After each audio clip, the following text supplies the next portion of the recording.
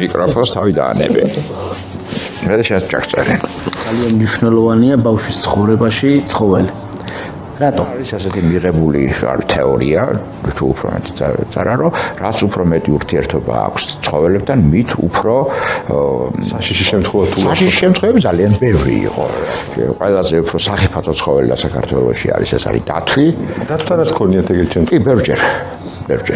ეხლა მე ისე სხვანაირი კითხვა უნდა დავხსოვ. და ამ შემთხვევაში ზოოპარკი არის შეუცვლელი. ბიჭიკო ერქვა. ბიჭიკო რატო ერქვა? მანამდე კატა მყავდა, რომელსაც ერქვა ნაზიკო. არიან ცხოველები, რომლებიც აი მაგალითად გეხუმრებიან. რომელი? აი წყალდიდობის შემდეგ მაგალითად გვეხუმრა ბეჰემოტი. ბატონო ზურაბ, ახალი წლის დღეებია და დიდი ალბათობით ბევრი ადამიანი მიიღებდა საჩუქრად, რა ვიცი, კნუტებს, ლეკვებს. რა რჩევას მისცემდით ასე? მყავს 2 აკიტა და 2 კატა.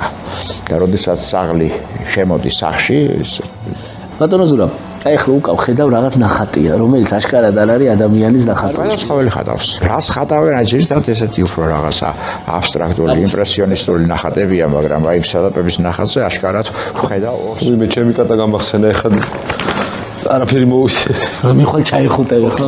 თბილისის ზოოპარკში ჟირაფი იყო. დედაჩემ შეუძლია თქვა ერთი ძე მაინც გავზარდე ლომებთან მეომარიაო. 7 წელი იყავით ნაკრძალების მთავარი სამმართველოს უფროსი ნადირთ მწოდნე. ზუსტად რა ხან ბოლოს რაც ხონდა მაგალითად მაიმუნებთან ურთიერთობა, პავიანებთან სულაც არ იყო სასაცილო, იქ ის ძლივს გადავრჩიას. სიმბა როგორ იქნება?